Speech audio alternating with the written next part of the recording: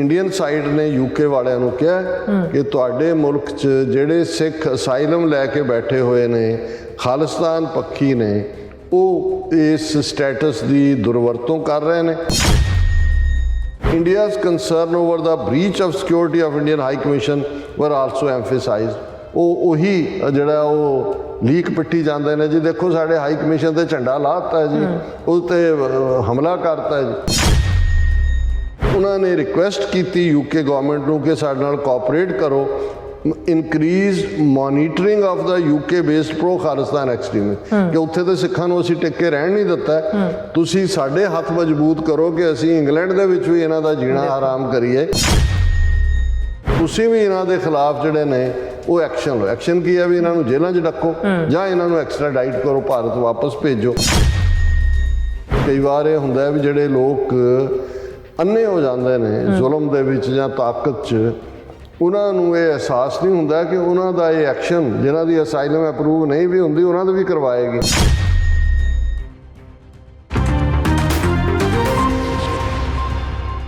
Viewers welcome back on programme. So viewers गलबात करन जा रहे हैं कि भारत सरकार ने यूनाइटेड नेशंस दी रिफ्यूजी कन्वेंशन दी शरेआम उल्लंघना करनी शुरू कर दी है। भारत सरकार ने यूके दी सरकार नूं कहा है कि इस्लाम लैन वाले सिखां नूं नत्थ पाई जाए क्योंकि ये खालिस्तान की मंग चुकते हैं जो कि भारत सरकार के विरुद्ध है। सो इस बारे आप गलबात करन जा रहे हैं। सो असीं चाहांगे कि तुसीं इस तरह बने रहना, देखण सुनने या लिखण लई तुहाडा सब दा बहुत बहुत शुक्रिया जी। डॉक्टर साहब की कहना चाहोगे? देखो, भारत दे विच जिस हालत च सिख कौम पिछले 75 सालों तो इन जनरल और पिछले 39 सालों तो इन पर्टिकुलर रह रही है जी, जो उन्हां दा हशर हो रहा है, और इस वेले पंजाब एक सीज घेराबंदी दे विच है, सिविल लिबर्टीज़ दा पूरी तरह हनन हो रहा है जी। लेकिन एक होप जदों दुनिया दे विच, क्योंकि एक भारत ही स्टेट नहीं है, ये तो डेमोक्रेसी दे नां थले जुल्म कर रहा है, लेकिन कम्यूनिज़म, डिक्टेटरशिप जां कबीला परस्ती और होर इन्हां सारे जिहड़ा जुल्मां वाले जिहड़े राज रहे ने उहदे च लोकां दे मुढ़ले हक्कां नूं, सिविल लिबर्टीज़ नूं, उन्हां दी धार्मिक आज़ादियां नूं, उन्हां दे सियासी विचारां दे मतभेद नूं जिहड़ा है वो ताकत नाल कुचलण दी लाइन रही है। और जदों यूनाइटेड नेशनस होंद दे विच आंदी है सैकेंड वर्ल्ड वॉर तो बाद, और 10 दिसंबर 1948 नूं charter of human rights declare किया जाता है, फिर 1960वें तक पहुँचते हैं असीं UN प्रोटोकॉल देखते हैं और UN दियां कोवेनेंट्स देखते हैं, तो ये सारे दे तुरदे हैं दो चीज़ां जिहड़ियां प्रोमीनेंटली उन्हां कोवेनेंट्स और कन्वेंशनस चों निकलदियां ने, राइट ऑफ सैल्फ डिटरमीनेशन दा हक, और दूसरा कि जे किसी एक थां दे उत्ते किसी मुल्क दे अंदर किसी एरिए दे अंदर किसी इंसान दे उत्ते उसदे मजहब, सियासी विचारां, उसदी सैक्शुअल ओरीएंटेशन, उहदे रंग जां उसदी रेस करके जिहड़ा उहदे नाल वितकरा हुंदा है, उसदे उत्ते जुल्म हुंदा है, ते ओह उस मुल्क चों निकल के जे दुनिया दे किसी मुल्क च आंदा है जिहड़ा UN दा मैंबर है और उन्हें उस कोवेनेंट नूं साइन कीता होया है, जिस नूं असीं जिहड़ा राइट टू असाइलम जां राइट टू रेफ्यूजी स्टेटस, जिहदे लई कैनेडा च रेफ्यूजी कहंदे ने, इत्थे असीं असाइलम कहंदे हैं, और वो मुल्क जिहड़ा उन्हां नूं रेफ्यूजी स्टेटस देगा UN दे थल्ले हुंदा। और यही कारण है कि फिर जिहड़े इत्थे पासपोर्ट भी जारी किए जाते हैं, जदों तक तुहाडे कोल सिटीजनशिप नहीं हुंदी उदों तुहानूं वो उसे ही रेफ्यूजी कन्वेंशन दे थल्ले ही जारी किए जाते हैं कि तुसीं ट्रैवल कर सकते हो, कि तुहानूं रेफ्यूजी दे तौर दे उत्ते जिहड़ा रहण दा हक है। सिर्फ इक्को ही कंडीशन हुंदी है कि भी तुसीं जिथों जिस मुल्क दे विच तुहाडे नाल जुल्म होया तुसीं वापस उत्थे नहीं जा सकते, क्योंकि फिर तुहाडा रेफ्यूजी क्लेम ही खत्म हो जाता है। तुसीं अपना क्लेम का आधार ही बनाया हुंदा है कि भी जे मैं वापस गया इत्थों ते मैनूं जिहड़ा मार दिता जाएगा मेरे धार्मिक विश्वासां करके, मेरे सियासी विचारां करके। हुण 84 तो जून 84 तो बाद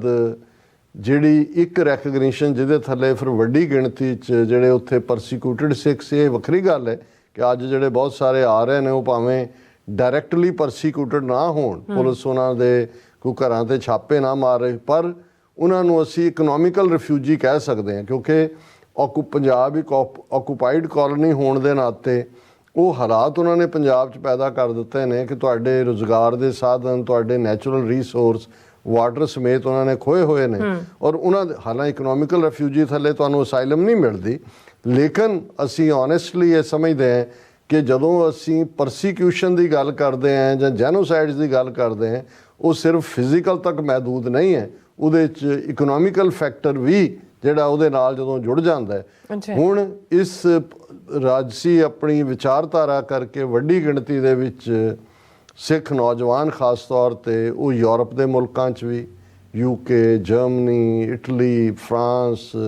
ਸਾਰੇ ਮੁਲਕਾਂ 'ਚ ਪਹਿਲਾਂ ਆਉਣੇ ਸ਼ੁਰੂ ਹੋਏ।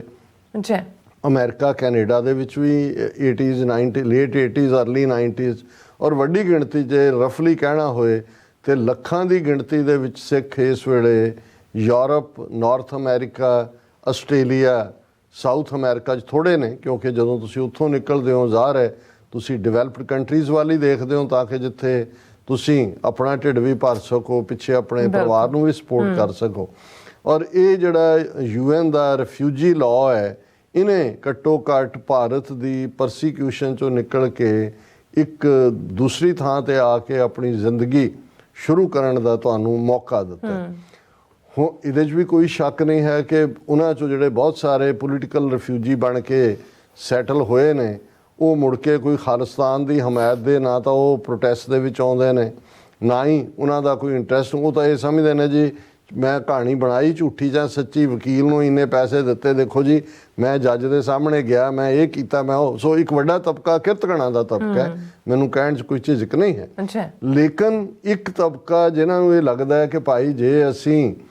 ਸਾਡੇ ਕੋਲ ਤਾਂ ਅਪਰਚੁਨਿਟੀ ਨਿਕਲੀ, ਅਸੀਂ ਇੱਥੇ ਜਿਹੜਾ ਸਾਨੂੰ ਤਾਂ ਕੋਈ ਭਾਵੇਂ ਦਿੱਕਤ ਨਹੀਂ ਹੈ, ਪਰ ਸਾਡੇ ਭੈਣ ਭਰਾ, ਸਾਡੀ ਕੌਮ, ਜਿਨ੍ਹਾਂ ਕਰਕੇ ਸਾਨੂੰ ਇਹ ਹੱਕ ਮਿਲਿਆ ਕਿ ਅਸੀਂ ਇੱਥੇ ਪ੍ਰੋਸਪਰਸ ਜ਼ਿੰਦਗੀ ਜੀ ਸਕੀਏ, ਸਾਡਾ ਫਰਜ਼ ਹੈ ਕਿ ਅਸੀਂ ਉਹਦੇ ਲਈ ਆਵਾਜ਼ ਚੁੱਕੀਏ। ਉਹ ਸਮੇਂ-ਸਮੇਂ ਪੀਸਫੁਲ ਢੰਗ ਨਾਲ ਪ੍ਰੋਟੈਸਟ ਦੇ ਵਿੱਚ ਵੀ ਸ਼ਾਮਲ ਹੁੰਦੇ ਨੇ। ਖਾਲਿਸਤਾਨ ਦੀ ਮੰਗ ਦੇ ਉੱਤੇ ਹੀ ਉਹਨਾਂ ਦੀ ਅਸਾਈਲਮ ਹੈ ਕਿ ਭਾਈ ਅਸੀਂ ਖਾਲਿਸਤਾਨ ਮੰਗਦੇ ਔਰ ਸਾਨੂੰ ਸਰਕਾਰ ਨੇ ਇਸ ਲਈ ਜਿਹੜਾ ਉਹ ਪਰਸੀਕਿਊਸ਼ਨ ਦਾ ਸ਼ਿਕਾਰ ਬਣਾਇਆ। ਹੁਣ ਇਹਦੇ ਥੱਲੇ ਕਿਉਂਕਿ ਇਹ ਜਿਹੜਾ ਭਾਰਤ ਦੇ ਇਸ ਸਾਰੇ ਜ਼ੁਲਮਾਂ ਦੀ ਕਹਾਣੀ ਨੂੰ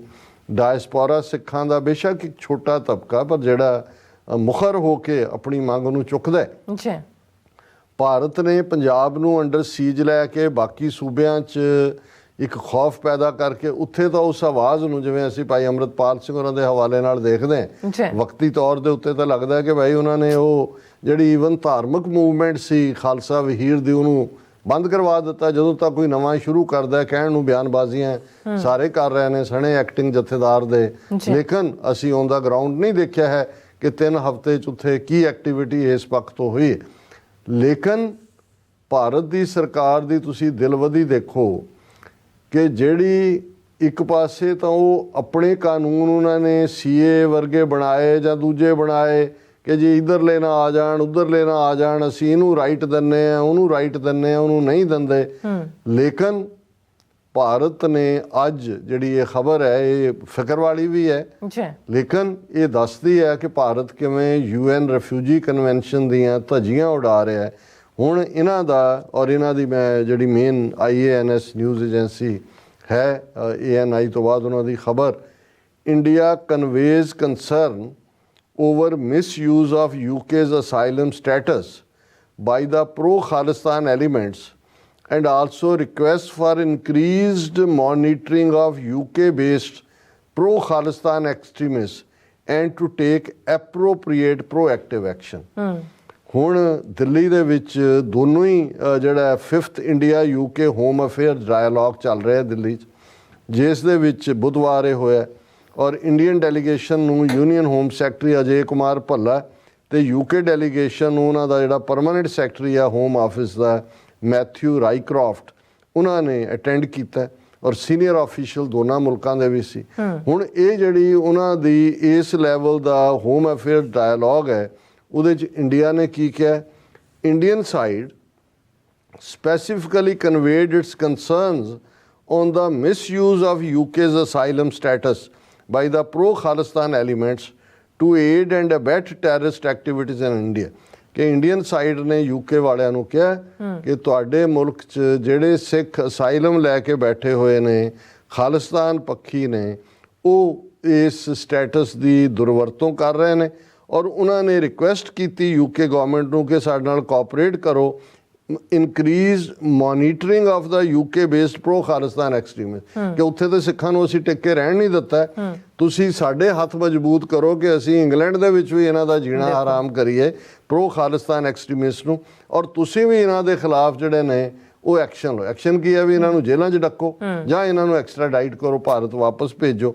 India's concern over the breach of security of Indian High Commission were also emphasized। ਉਹੀ ਜਿਹੜਾ ਉਹ ਲੀਕ ਪਿੱਟੀ ਜਾਂਦੇ ਨੇ ਜੀ, ਦੇਖੋ ਸਾਡੇ ਹਾਈ ਕਮਿਸ਼ਨ ਤੇ ਝੰਡਾ ਲਾ ਦਿੱਤਾ ਜੀ, ਉਹ ਤੇ ਹਮਲਾ ਕਰਤਾ ਜੀ। ਹੁਣ ਇਸ ਲੈਵਲ ਤੇ ਮੈਂ ਸਮਝਦਾ, ਹਾਲਾਂ ਇਹ ਬਹੁਤ ਵਾਰੀ ਇਹਨਾਂ ਨੂੰ ਇਹ ਆਪ ਕਈ ਵਾਰ ਇਹ ਹੁੰਦਾ ਵੀ ਜਿਹੜੇ ਲੋਕ ਅੰਨੇ ਹੋ ਜਾਂਦੇ ਨੇ ਜ਼ੁਲਮ ਦੇ ਵਿੱਚ ਜਾਂ ਤਾਕਤ 'ਚ, ਉਹਨਾਂ ਨੂੰ ਇਹ ਅਹਿਸਾਸ ਨਹੀਂ ਹੁੰਦਾ ਕਿ ਉਹਨਾਂ ਦਾ ਇਹ ਐਕਸ਼ਨ, ਜਿਨ੍ਹਾਂ ਦੀ ਅਸਾਈਲਮ ਅਪਰੂਵ ਨਹੀਂ ਵੀ ਹੁੰਦੀ, ਉਹਨਾਂ ਦੇ ਵੀ ਕਰਵਾਏਗੀ। ਰੀਜ਼ਨ ਉਹਨਾਂ ਨੇ ਕਹਿਣਾ ਕਿ ਜੀ ਦੇਖੋ ਅਸੀਂ ਸਾਡੇ ਤੇ ਜੇ ਇੱਥੇ ਰਹਿੰਦੇ ਆ ਸਾਡੇ ਹੱਕਾਂ ਦੇ ਉੱਤੇ ਇਹ ਛਾਪਾ ਮਾਰ ਰਹੇ ਨੇ, ਇਹ ਰਿਪੀਟਡਲੀ ਪ੍ਰੈਸ਼ਰਾਈਜ਼ ਕਰ ਰਹੇ ਨੇ ਸਿਸਟਮ ਨੂੰ, ਤੇ ਉੱਥੇ ਸਾਡੇ ਨਾਲ ਕੀ ਹਾਲ ਹੁੰਦਾ। ਬਿਲਕੁਲ। ਲੇਕਿਨ ਇਹਨਾਂ ਦੀ ਇੰਟੈਂਟ ਜਿਹੜੀ ਹੈ ਇਹ ਵਾਇਓਲੇਸ਼ਨ ਹੈ ਕਿ ਭਾਈ ਖੁਦ ਨਾ ਇਹਨਾਂ ਨੇ ਰਾਈਟ ਆਫ ਸੈਲਫ ਡਿਟਰਮੀਨੇਸ਼ਨ ਵਾਲੇ ਕਲੌਜ਼ ਨੂੰ, ਜਿਹੜਾ ਜਨੀਵਾ ਪ੍ਰੋਟੋਕਾਲ ਹੈ ਜਾਂ ਕੋਵੈਨੈਂਟ ਹੈ, ਉਸ ਦੇ ਵੀ ਦਸਤਖਤ ਨਹੀਂ ਕੀਤੇ ਹੋਏ। ਰੈਫਿਊਜੀ ਸਟੇਟਸ ਦੇ ਥੱਲੇ ਵੀ ਜਿਨ੍ਹਾਂ ਨੇ, ਕਿਉਂਕਿ ਯੂਕੇ ਔਰ ਯੂਰਪ ਦੀਆਂ ਮੋਸਟ ਕੰਟਰੀਜ਼ ਔਰ ਅਮਰੀਕਾ ਕੈਨੇਡਾ ਤਾਂ ਸਿਗਨੇਟਰੀ ਨੇ UN ਕੋਵੈਨੈਂਟ ਦੇ ਜਿਹੜਾ ਰੈਫਿਊਜੀ ਦੇ ਉੱਤੇ ਹੈ, ਦੈਟ ਇਜ਼ ਵਾਈ ਇੱਥੇ ਤੁਹਾਨੂੰ ਮਿਲਦਾ। ਪਰ ਜਿਹੜੇ ਉਹਨਾਂ ਦੇ ਜ਼ੁਲਮਾਂ ਦੇ ਸਤਾਏ ਹੋਏ, ਉਹ ਸਿੱਖ ਹੋਣ, ਕਸ਼ਮੀਰੀ ਹੋਣ, ਨਾਗੇ ਹੋਣ, ਕੱਲ ਨੂੰ ਟਰਾਈਬਲ, ਉਹ ਤਾਂ ਵਿਚਾਰੇ ਵੈਸੇ ਹੀ ਗਰੀਬ ਨੇ, ਨਹੀਂ ਨਿਕਲ ਸਕਦੇ, ਜੇ ਉਹ ਹੋਣਗੇ ਤੇ ਇੱਥੇ ਵੀ ਇੰਡੀਆ ਉਹਨਾਂ ਦੇ ਉੱਤੇ ਜਿਹੜੀ ਹੈ ਉਹ ਅੱਖ ਰੱਖੇਗਾ, ਇੱਥੋਂ ਦੀ ਹਕੂਮਤ ਨੂੰ ਕਹੇਗਾ ਜੀ ਇਹਨਾਂ ਨੂੰ ਫੜੋ, ਇਹਨਾਂ ਨੂੰ ਆਪਣੀ ਆਵਾਜ਼ ਨਾ। ਭਾਈ ਇਹ ਪਲੈਨਟ ਦੇ ਉੱਤੇ ਇਹਨਾਂ ਹਿੰਦੂ ਤਵੀਆਂ ਦਾ ਰਾਜ ਹੋ ਗਿਆ। ਇਹ ਜ਼ੁਲਮ ਦੀ ਕਹਾਣੀ, ਇਹੋ ਜਿਹਾ ਹੀ ਕੰਮ ਜਿਹੜਾ ਹੈ, ਇਹ ਤਾਂ ਨਾਜ਼ੀਆਂ ਨੇ ਵੀ ਜਿਹੜੀ ਟੈਰੀਟਰੀ ਨਾਜ਼ੀਆਂ ਦੇ ਥੱਲੇ ਸੀ ਉੱਥੇ ਉਹਨਾਂ ਨੇ ਜ਼ੁਲਮ ਕੀਤੇ, ਪਰ ਨਾਜ਼ੀਆਂ ਨੇ ਅਮਰੀਕਾ ਨੂੰ ਤਾਂ ਨਹੀਂ ਸੀ ਕਿਹਾ, ਜਾਂ ਯੂਕੇ ਜਾਂ ਫਰਾਂਸ ਨੂੰ ਤਾਂ ਨਹੀਂ ਸੀ ਕਿਹਾ ਕਿ ਜੀ ਜਿਹੜੇ ਨਸਲਵਾਦ 'ਚ ਯਕੀਨ ਨਹੀਂ ਰੱਖਦੇ ਉਹਨਾਂ ਨੂੰ ਤੁਸੀਂ ਕੁਚਲੋ। ਇਹ ਤਾਂ ਜਿਹੜੇ ਆਜ਼ਾਦੀ ਪਸੰਦ ਲੋਕ ਇਹਨਾਂ ਮੁਲਕਾਂ 'ਚ ਆ ਕੇ, ਜਿੱਥੇ ਤੁਹਾਡੇ ਕੋਲ ਇੱਕ ਨਵੀਂ ਜ਼ਿੰਦਗੀ ਸ਼ੁਰੂ ਕਰ, ਹੁਣ ਅਮਰੀਕਾ 'ਚ ਜਦੋਂ ਤੁਸੀਂ ਸਿਟੀਜ਼ਨ ਬਣਦੇ ਹੋ ਤੁਹਾਡੇ ਕੋਲ ਆਪਸ਼ਨ ਹੁੰਦੀ ਹੈ ਤੁਸੀਂ ਆਪਣਾ ਨਾਂ ਚੇਂਜ ਕਰ ਸਕਦੇ ਹੋ। ਔਰ ਮੈਂ ਕਿਸੇ ਬਹੁਤ ਸਿਆਣੇ ਵਕੀਲ ਨੂੰ ਬਹੁਤ ਪਹਿਲਾਂ ਇਹ ਪੁੱਛਿਆ ਸੀ, ਮੈਂ ਕਿਹਾ ਜੀ ਇਹਦਾ ਕੀ ਹੈ? ਉਹਨਾਂ ਨੇ ਕਿਹਾ ਜੀ ਇਸ ਲਈ ਕਿ ਜਿਨ੍ਹਾਂ ਮੁਲਕਾਂ 'ਚੋਂ ਕੋਈ ਬੰਦਾ ਆਇਆ ਜਿਸ ਨਾਂ ਦੇ ਨਾਲ ਉਸ ਮੁਲਕ 'ਚ ਸੀ, ਪਛਾਣ ਸੀ ਉਹਦਾ ਕੋਈ ਪਿੱਛਾ ਕਰੇ ਉਹਨਾਂ ਦੀ ਹਕੂਮਤ। ਇੱਕ ਦੂਸਰਾ, ਕਈ ਵਾਰੀ ਜਿਸ ਨਾਂ ਨਾਲ ਤੁਸੀਂ ਹੁੰਦੇ ਹੋ,